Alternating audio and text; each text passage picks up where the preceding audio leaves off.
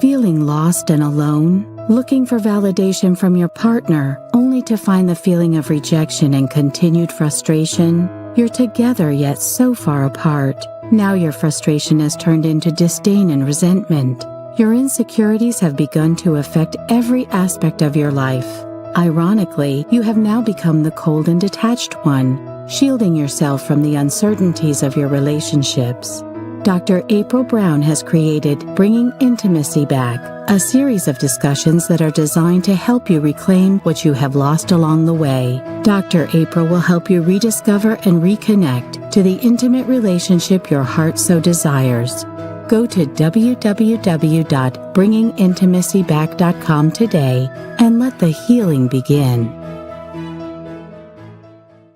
Welcome to the Bringing Intimacy Back show. My name is Dr. April Brown, and I'm wanting to welcome you guys here for the second show, the Bringing Intimacy Back show, where intimacy is real. And on this show, we aim to help you increase the intimate connections with your significant others, children, family, friends, business networks, community, and your higher power. We give you the secret power to intimacy. So in our last show, we talked about the different forms of intimacy. And at the last part, we talked about self-intimacy. And in that self-intimacy, that is being able to look inside yourself and learning how to be intimate all the way through mind, body, spirit, and soul. And so today, I have a special guest who is dealing with and helping you learn about intimacy, self-intimacy, and a healthy lifestyle. The person that I have today is Tim Shevlin. He is the owner and primary exercise therapist, nutrition, and personal trainer at Matlacha Wellness Center, a native of Pine Island, which is near Matlacha here in Southwest Florida. And he has definitely deep roots here and feels a strong tie to the local community. He has so many certifications. He's a certified fitness trainer, a certified nutritionist, a certified exercise therapist. He's also interested in cognitive behavior therapy group. He's a facilitator, and I'm a great believer of that. He also does mindfulness.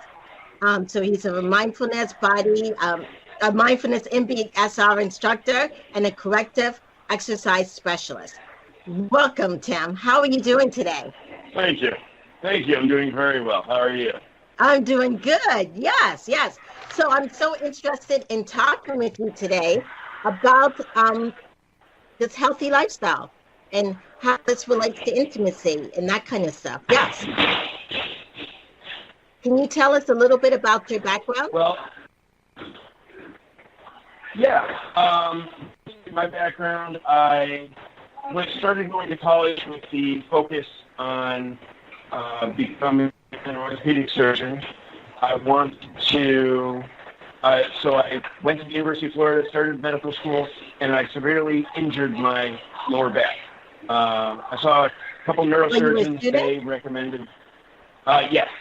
Okay. Uh-huh. I saw a couple neurosurgeons after I injured my back. They both advised that I not exercise. I shouldn't have surgery, but I also shouldn't exercise or really do anything. I just need to take the rest of my life very easy and basic. Well, at the time I studied. Devastating for you. It absolutely was. My entire life for about 4 or 5 years prior to that, it was involved. My life was surrounded with exercise, running, being active, working out, all that kind of stuff. So it was very devastating. And at the time I thought, well, I knew enough about the human body that I should try to rehabilitate my back on my own. It 2 years I wasn't in daily pain, but after the 2 years, I got to a point where I felt pretty good. I still have permanent nerve damage in both my legs, which may or may not ever come back depending on, medical advancements. But I lift weights very heavy every day. I, feel great. And it's brought me to where I've become, or where I am now. And basically what that did is it got me into, I decided not to pursue a career in medicine, but instead to get into more a holistic approach, a preventative approach to healthcare. And, I started that 20 years ago, and I've owned gyms and other things since. And it's just kind of all brought me in this direction and brought me here. Wow. So, Tim, let me ask you a question and start. We're going to start off with, like you said, you were very physically active, and then you're a college student, which I'm assuming around, 20, 21, 22. And then you have this... Yeah,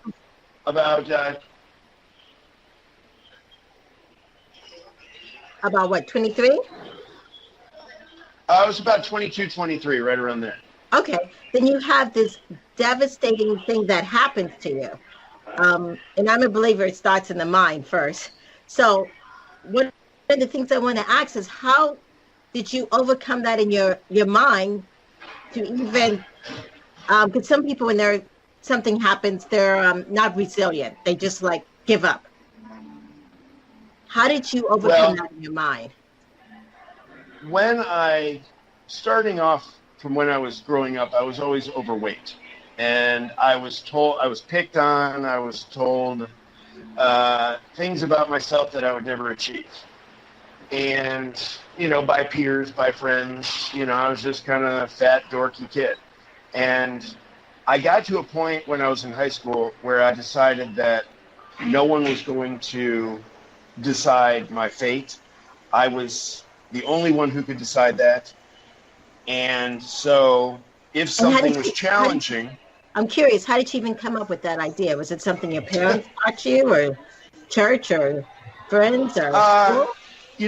I think it was probably a combination of both. Okay. I know I watched my dad achieve great things, coming from nothing and achieving great things. Right. And that was a big part of it, just looking up to him and seeing that he never quit with anything. Okay. And, striving with that same kind of focus. I was, really just one day I decided I'm done with this. No one's going to decide. I played football in high school, but I was not very good. Okay. And then my junior year, I decided, you know what, that's it. I'm going to start really applying myself. I'm going to get where I want to be in life, and no one can tell me what I can and can't do.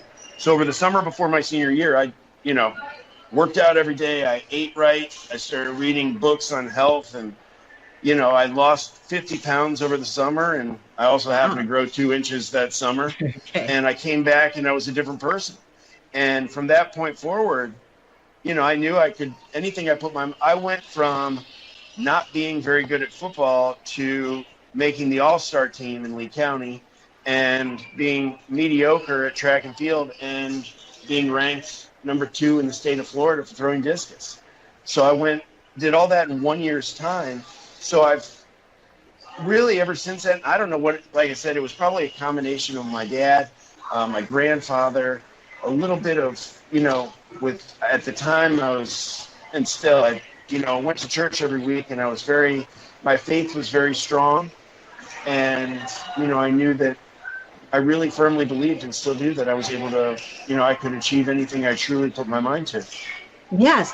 So as our audience are out there listening, and of course they may have some kind of struggle going on in their life where life just hits them and knock them down, what tips can you get to start just in the process of the mind?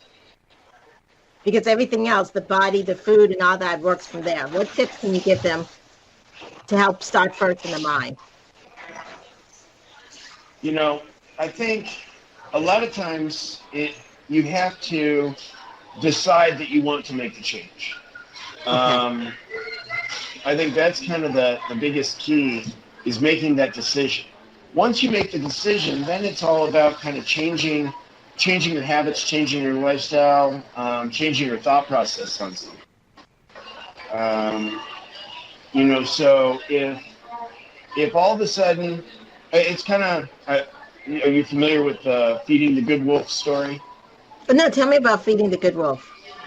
Oh, so there's this I guess it's an Indian story, but I'm not sure where it's from. But a grandfather's talking to his grandson, and he says, there's a struggle inside of him.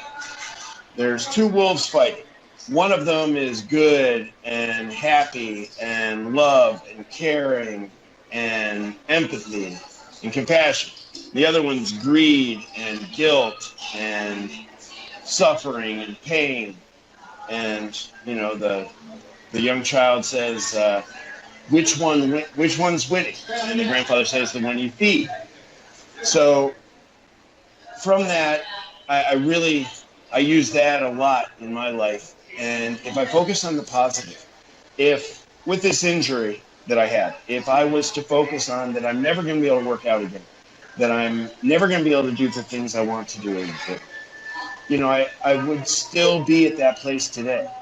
Instead, I looked at what I still have. I was still able to walk.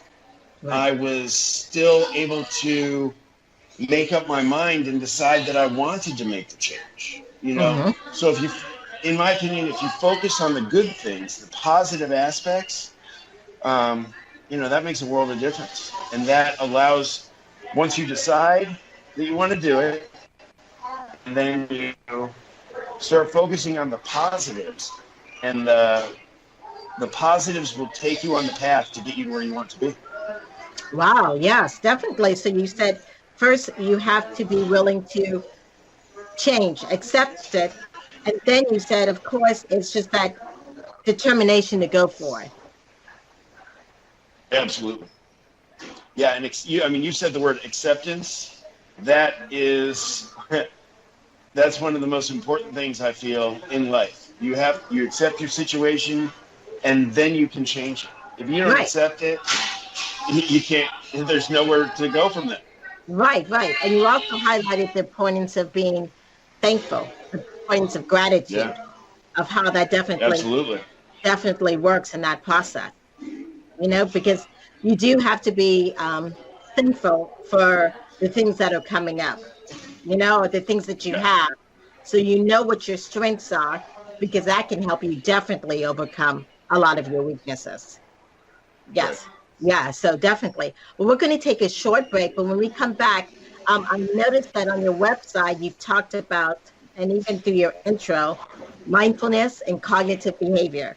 And I would definitely want to touch back on that as we go more into being intimate with the mind, body, spirit, and soul.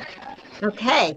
Well, on this little commercial break here, I want to introduce myself a little bit to you guys.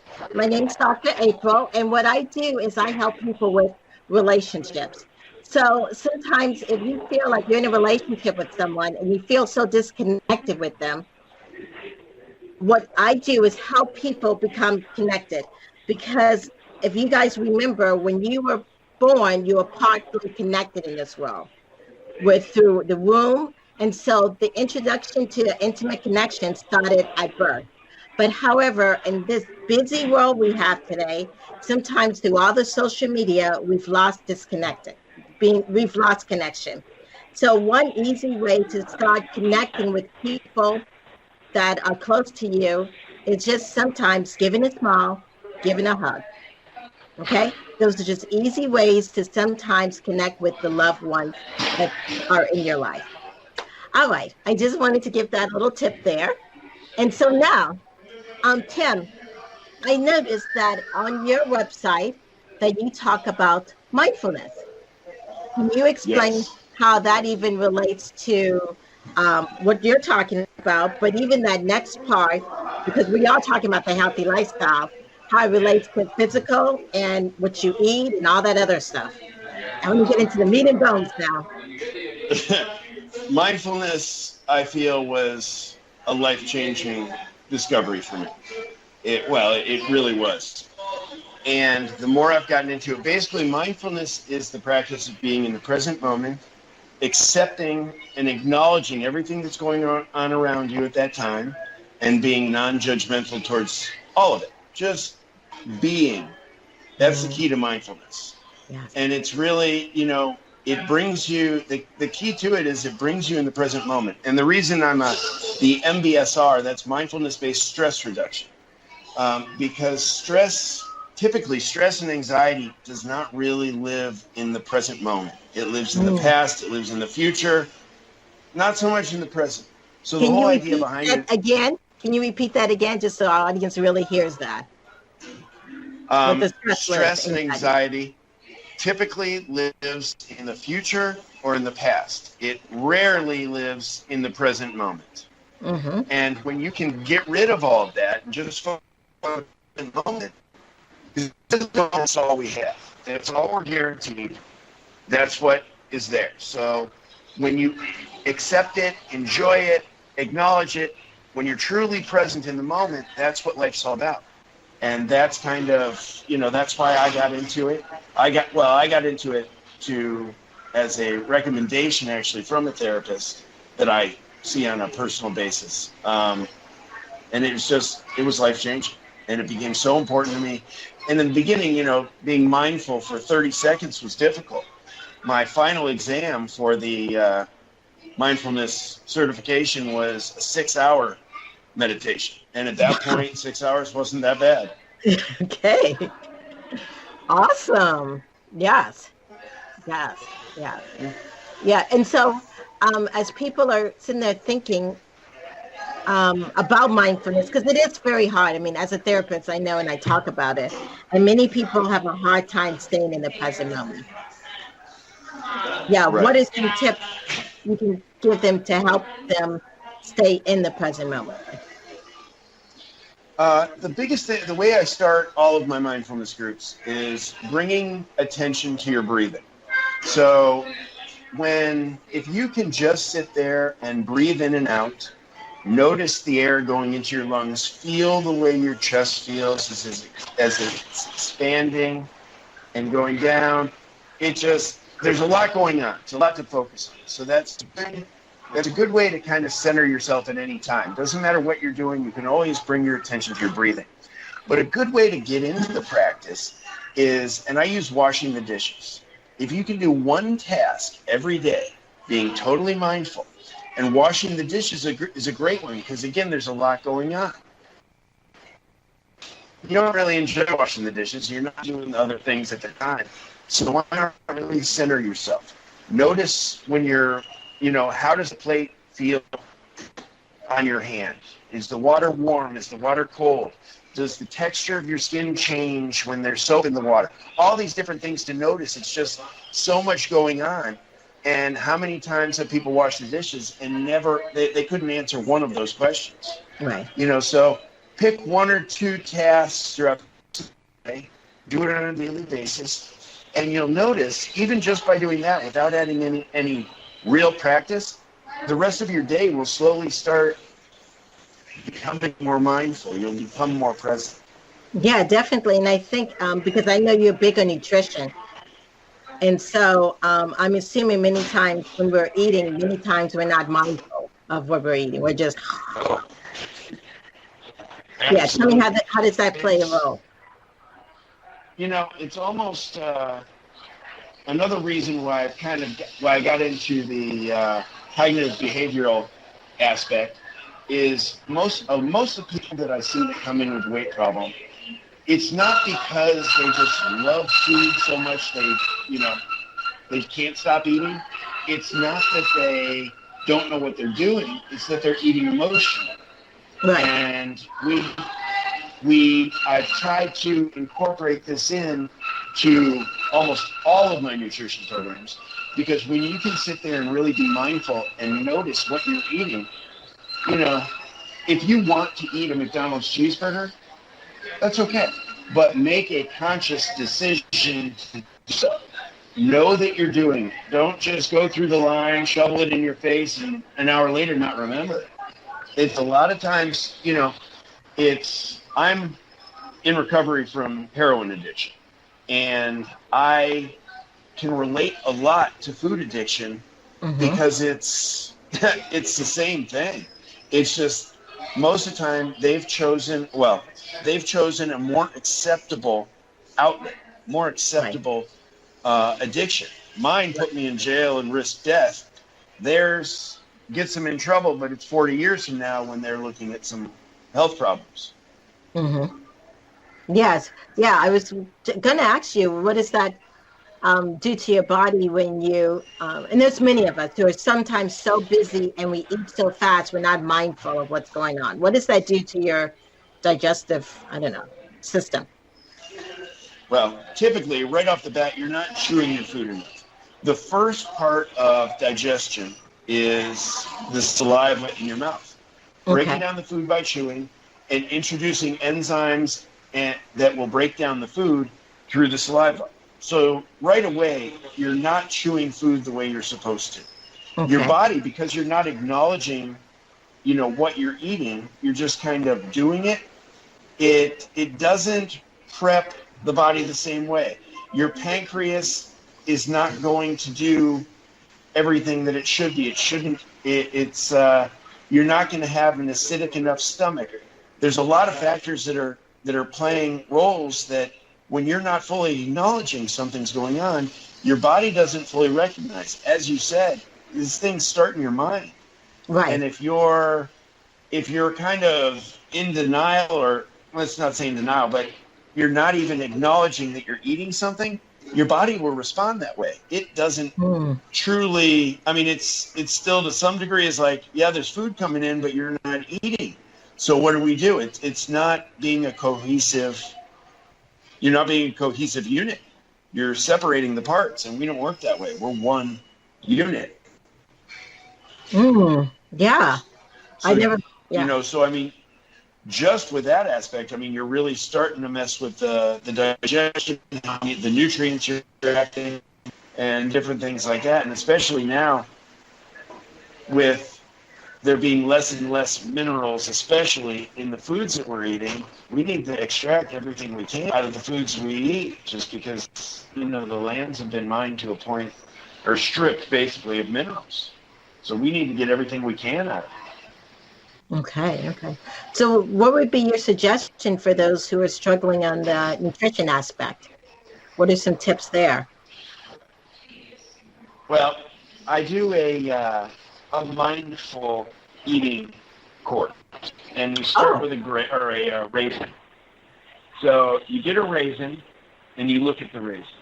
You hold it in your hand, you smell it, you roll it around your fingers, you really sense it, and then you slowly put it in your mouth, let it sit in your mouth, and the whole idea is you take about 5 minutes eating one raisin. And what you're trying to do is you're trying to get to a point where you taste the sunshine that dried that raisin out. You want to experience that. Food has so much to offer, and it's, food is very good. We really want to experience it fully. So, just in that aspect, in getting a better experience from eating, it's going to be more, almost sensual food experience if you eat, trying to really focus on everything that went into creating that one item. I mean, it's amazing when you can eat something and taste the sunshine or taste the rain. I mean, it's an experience. Yeah, So definitely. my recommendation is when you're eating, try to really focus on the food and get deeper. Don't just take it for face value. Try to really experience everything it has. Oh, yeah, definitely. And I can just even see how, like you said, just spending the time focusing on the food and where it came from and taking your time. And like you said, taking your time to chew will definitely help bring even more gentleness to your body in the sense of how the food goes down and stuff. Yes, yes, Absolutely. yes, definitely. Yeah. So we're going to about take another short break. And when we come back, I would like to even expand now to the next level of the physical part of what you do. And so, Tim, I would like for you to, because we have like a 15-second commercial, I would like for you to take this commercial and tell us a little bit about what you guys offer at Matlache Wellness. Okay. At the Matlache Wellness Center, we try to cover everything we can holistically. We do massage therapy, physical therapy, personal training, exercise therapy, We do facials and skincare. We use all in organic skincare products, product line Eminence. We really try, and of course the mindfulness, we really try to cover everything we possibly can for overall health and wellness, all focused on a very natural approach. I don't push supplements. I don't like that stuff. I'm really about and down to earth as possible, and all that you can do in life. We're kind of a one-stop shop, I guess you'd say. Fabulous. Yes, yes. And I love that idea because I think it's all, well, I know it's all connected, definitely. Yes. So it's a little bit, of course, about the mind, and we talked about the eating, and we're talking about wellness. And so in dealing with wellness, I was wondering, for the physical aspect of wellness, how does that work in your facility? And what are you guys doing helping people have more connection with their body and wellness? Well, the physical aspect is, huge as far as overall health and wellness goes. Nutrition I feel that nutrition and physical fitness basically play about equal roles in overall health. So we try to take it from whatever level someone's at, the very basic, to advanced, and we take it step by step at their pace and really try to. The thing is, I do everything on a very individual basis. No one is cookie cutter. Everyone is so different. So, and it's hard to say just the physical is by itself, because it can't be. Everyone responds to different feedback. Everyone responds to a different growth period, and we just take that one by one, and we try to help teach people how to exercise better. We teach people how to, follow a program and how to be disciplined. Accountability plays a huge role in it. It's it's a very big. It seems simple, but there's a lot of moving parts for each individual person to really make it work. And I don't know if I really answered your question the best in that one, but as I'm thinking about it, that's where my head kind of starts going. Okay. So like you said, it's more of an individualized approach when it comes to wellness. And you have to look at what's going to work best for you, for the individual. You have to see what everyone is so different, that it's hard to pick up a magazine and say, well, Gwyneth Paltrow does this, so I can do this. Well, chances are you can't. Most people have to work. Most people have very different lifestyles than that. Magazines aren't going to do it. You've got to look at yourself. You've got to say, okay, what's realistic? What can I do that's going to be sustainable? How can I find an accountability partner? All these things, because in the beginning is the most difficult part. We're going to, and I believe that you should always, not a big fan of maintaining, but that's just because, that drive kind of gives you a little bit more life, we'll say. So anything that can add to that, is going to be helpful. Yeah, I know even for myself, I lost weight years ago, and then just trying to maintain, and even recently I put on weight. It is an individual process. But I guess I've heard like there's certain standards, maybe, I don't know, that like in myself, I feel like you have to work out 3 times a week. I don't know if that's true or not. And you have to do cardio and muscles and I don't know. I will say 3 times a week seems to be the magic number. When you do that, you do notice better results. But if 2 times a week is all that you can do, that's what you need to do.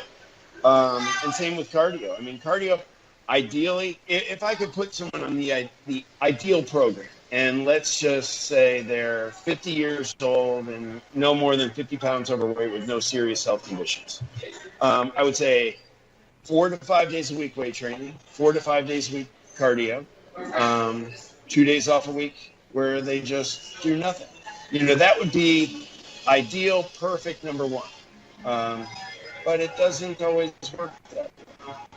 So you've got to do what you can that works. Right. And I do think, kind of like what you were saying earlier, and I'm guilty of it, is that in the workout, maybe you should also be mindful. Right. Through the emotions, you should actually be mindful of it. Is that? Yep. Does that when make you are? Oh, absolutely. When you're mindful during your workout, your muscles will get so much of a more effective workout. You're better able to focus on them. You can understand them. You really get to, honestly, you get to know your body at that point. You're really becoming, you understand your muscles, how they're working. And that's all because you're focusing on them through mindfulness. Mindfulness during your training makes a big, big difference. Okay. It really does. Okay. What are your thoughts on what people should be? Should people just work out and be mindful, or should they listen to stuff, or how does this all how does it all kind of? Well, that all depends. I would probably say if there's a type of music that someone likes, that would be good, but that's good as it comes in to help kind of keep other sounds out. So just think of that as background noise. I wouldn't recommend listening to a podcast or anything like that, because then you've got to focus on what they're saying. What you want to do is you want to be inside of your body, music if you like, you don't want me, but you really want to be focusing on the muscle. You want to picture, especially things like, everyone can see their bicep and they know what it does. But how many times have you thought about the muscles in your back and what they look like and what they do? So it's difficult to contract those muscles properly if you're not really focused on them. So by being mindful, you're able to focus your attention to those muscles, to really feel what they are doing. And you're going to get a much, much better workout. Otherwise, when you go to train back, you're going to feel 90% of it in your biceps and forearms, and you're not going to train your back barely at all. Okay, interesting. Yeah, the other day I was trying to listen to a podcast and work out, and you're right. You're right. Your mind is not there. I didn't even go as fast as I needed to go. It was just off. So yeah. Definitely, yes. I definitely think that is something. And so I know one of the things that has been said, when in the sense, because this show is about intimacy and about connecting and that kind of stuff. Do you see that when people work out together, is it better versus when people work out alone, or when they work out with their partner or family? That's an interesting question, and there's a lot of different answers to it. To me, one of my very favorite times of day is when I work out. I love it. I love the intensity of it. And the only time I'm going to work out with someone is when I care deeply for someone, because it's my favorite time of the day. It's the most important thing to me. It's like my rest time, my free time. That's what centers me right there, is when I work out. So if I invite someone to work out with me, it's because I care for them and I want to experience that, my favorite time of day, with that person. I think a lot of an accountability partner, which I think is good. They have someone else there, because if they meet someone else, they're probably not going to, not show up. They're not going to skip that day. The problem becomes when you're working out with someone else, are you focused on just talking and, being a social gathering? Or are you really focused on helping each other get better? That's kind of the key. If you are more the kind of person that you go to the gym and you sit there and talk for 2 hours and you work out for maybe 5 minutes, you're probably better off working out on your own. But if you can get an accountability partner where it's not just they're accountable for you to show up, but they're also accountable for you to push yourself and to focus and to work out hard, that's the kind of accountability partner you really need to do your workouts. So it kind of depends. Most of the time I work out on my own just because I don't want someone to be distracting me. And if I do choose to work out with someone, it's because I want to spend special time with that person. Okay, yeah. And so one of the things that you were saying right now is that I guess it just kind of depends on the accountability partner and what the purpose of you guys going out and working out together, whether you're, like you said, just socializing, or whether you're both keeping each other accountable and motivating one another.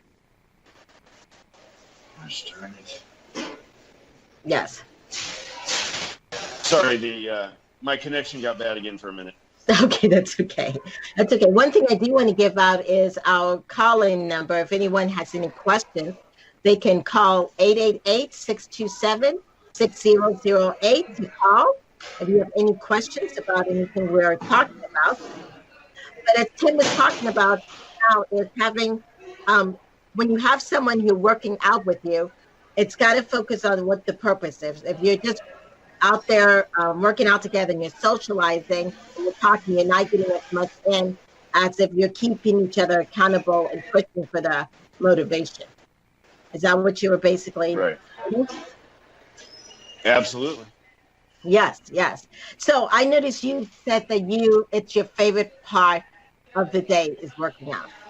Yes. For some people, and I will include myself, I haven't got to that point that it's my favorite part of the day.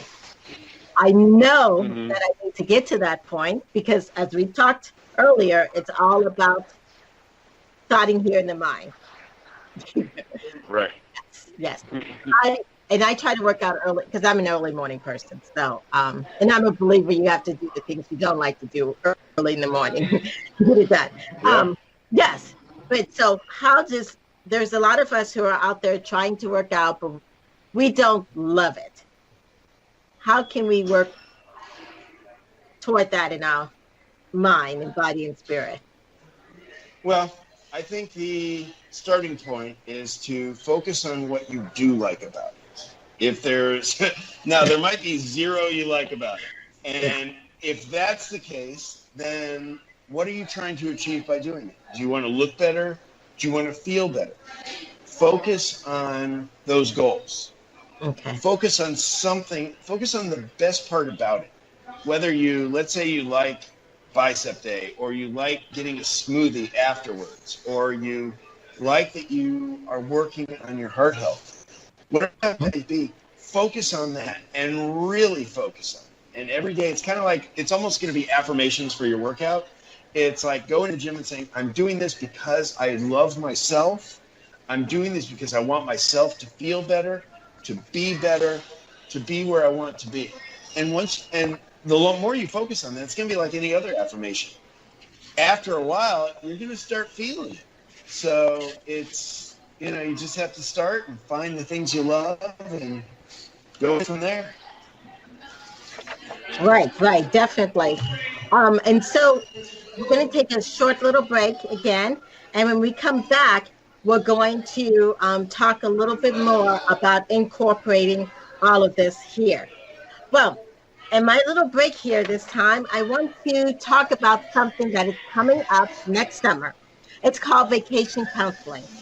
And if you're wanting a vacation in paradise, one that will rekindle the passion that has been lost, a vacation without kids, a vacation where you learn how to communicate, a vacation where your partner actually hears you and gets insight, vacation counseling is your next vacation.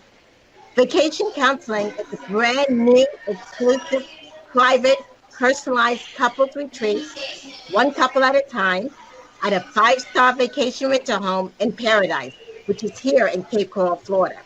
At vacation counseling, couples meet with a set of dedicated, experienced, and effective therapists in their luxury vacation rental home. Vacation counseling will start summer of 2020, and we're only choosing 7 couples, 5 couples for a weekend retreat and 2 couples for a week retreat. After a careful selection process, the chosen couples will participate in a one-of-a-kind custom program that will address their specific concerns. So as you're listening and you're hearing about vacation counseling, stay tuned because you're going to hear more about it, and the website for it will be up very soon. All right. So, Tim, we have been talking about a lot of things, the mind, the body, the spirit. And actually, let me talk a little bit about the spirit aspect. Yeah. How do you see that in relation to everything that you're doing, the spirituality of the mind, body? I feel that everything really, all of those things are very important in my life in general. And the spiritual aspect, it can kind of find its place in all of it. I feel that, the mindfulness, of course, it can be a very important component, at least for me. The exercise aspect, as far as the spiritual aspect goes, if I don't be careful, if I'm not careful and I don't make sure that I stay in touch with my spiritual side, my ego starts to take over. It is very easy. I start getting a little too carried away in the gym.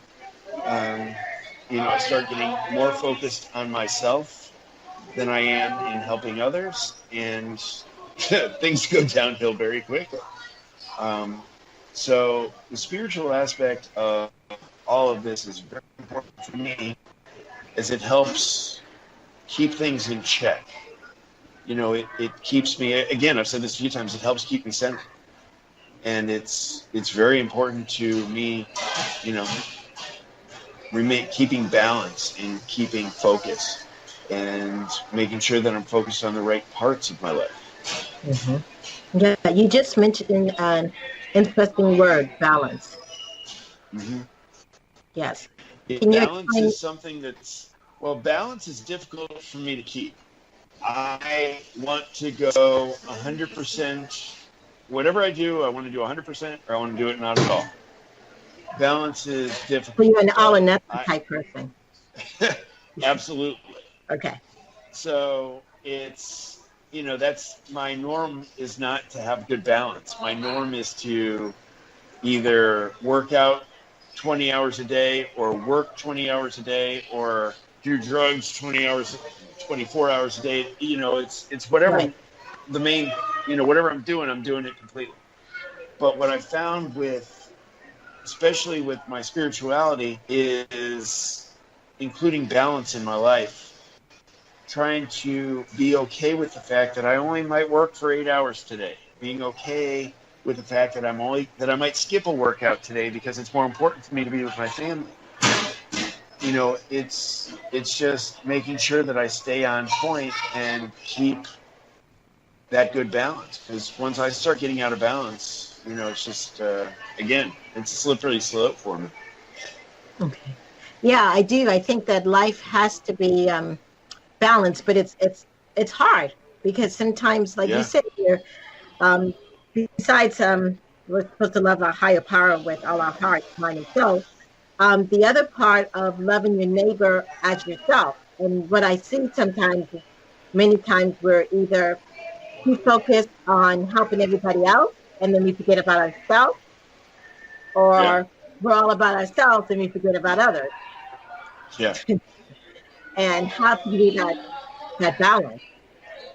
Yeah. Yes. Do you have a way of how people check themselves?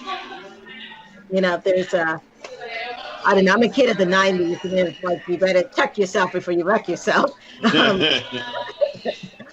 Do you have any tips on how do you check and making sure that you're balanced? I I have people in my life that I'm very close to and that I trust. And with these people, now they're guys and then my wife. They're Okay. people that I trust, and they, we talk about different things, and they're people that I've talked to about, needing them to kind of, if they see things going a little slightly awry one way or another for me, they'll let me know. And my wife, of course, she sees me more often than anyone else, so she's the easiest one. But I've got a couple friends as well that if they see me doing something a little, you really think you should be, working this much or whatever it might be, I listen to it. I don't get defensive. I've set that in place. It's kind of like a security blanket for me. Right, right. And I find that again, that's accountability. And I find that accountability for me is really important. Yes, and you've mentioned that a couple of times now about having an accountability partner or someone that you're accountable for or accountable to, and vice versa, and how that definitely helps, Yeah. definitely, and keeping everything balanced and that kind of stuff. Yes. Yeah. Right. Yeah. Has there been It's- anything? Oh, go on. Oh, I was going to say, it's very easy for me to rationalize non-healthy lifestyle. It's easy for me to rationalize eating a McDonald's cheeseburger when I shouldn't. It's easy for me to rationalize anything. Whereas someone else looking at my life says, you know what, that's not really the best move. Right. So it's different. It's good. Right, and I do think accountability partner is a great way for us to be connected to ourselves and connected to others, because it gives us more. Like you said, there's other eyes and other ears to hear things to help us keep balance. So Tim, I know I've asked a lot of questions. Has there been anything that you wanted to share with the audience that I have not talked about? I don't know. You've definitely covered covered a good portion of what I do. I mean, I think the important things, really with all of the most important things with health, wellness, they're balance. You're getting to know yourself on a deep level. They're accepting yourself and choosing to want to make changes to improve your life. That's really what it's all about. It's not, people come in and see me and I've got a mohawk and I'm 280 pounds and muscular and all this stuff. And it's not about any of that. That's just, I like it. But it's all about being kind to yourself, loving yourself, and giving yourself what you deserve.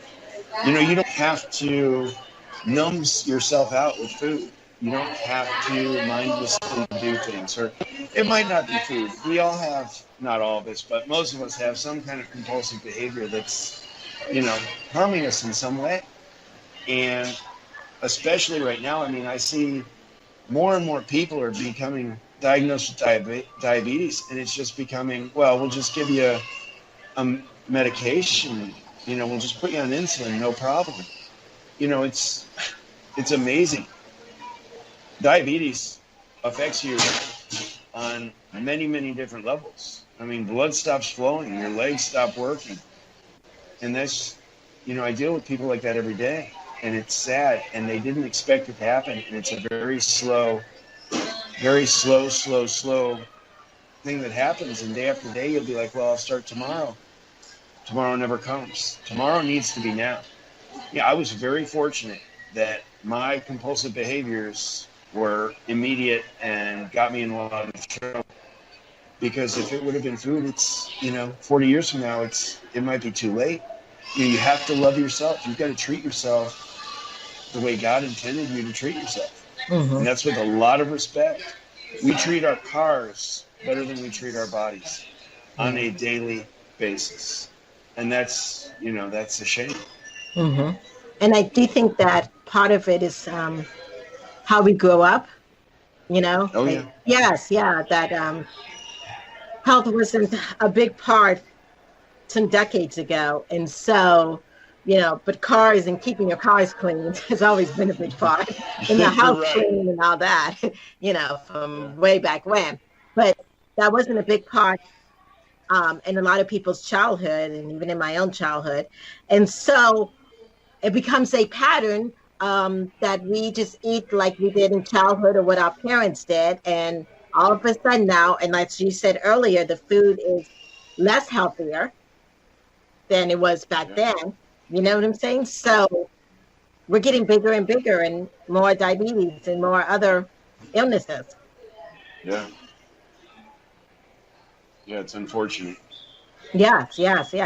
So even as we've been talking about this, I do also think that if you're a parent, and I don't know, are you a parent? I am. I have a 2-year-old. A 2-year, okay, yes. But it's how also we teach our kids how to take care of their body. Absolutely. Definitely. And teaching someone, or even if, without teaching, learning how to cook, start with whole foods. Most of the store, it's all stuff that's ready-made. And that's where the biggest harm is. You're a lot better off cooking with lard than you are cooking with some kind of hydrogenated vegetable oil that's been made in a lab. Natural stuff, learn to cook yourself, have some fun with it. Right. By any chance, do you have any tips on that? Or resources, or any resources at all you want to share? These last few moments. I have a lot of different resources on my website. Okay, what's your website again? Videos. It's www.matlashewellness.com. Okay. But the tips I have to give, they're very basic. It's stay to the outside of the store. If you have to cook it yourself, if it's already made, don't buy it. You're going to end up saving money. You're going to get better food. You're going to feel a heck of a lot better. It's amazing. Once you eat clean for, let's say, a couple weeks, then you eat something bad, you feel like garbage, and you realize that that's how you felt the whole time. Yes, definitely, yeah. Well, thank you, Tim, so much for being on the show, for providing us for all this different information. You blog on your website, or is it another place where you blog? I blog right on the website. And I also have, I put YouTube stuff and different stuff like that. So it's just on my website. Okay. And if they went onto YouTube and they look for Tim Shevlin, they'll find information also? Should be Tim Shevlin or Matt Lachey Wellness. Oh, Matt Lachey Wellness. Okay. So, yes, please, guys, if you're listening, check out Tim Shevlin at Matt Lachey Wellness. He's been giving us great tips, and he has many more tips out there for you. And if you're in this local area of Southwest Florida, check it out. It's in Matt Lachey, which is, of course, nearby Pine Island and Cape Coral. Thank you again for being on the show. You're welcome back. Thank you for having me. Yes. Wonderful. And thank you. Yes. And this has been the Bringing Intimacy Back show, where intimacy is real. Thank you.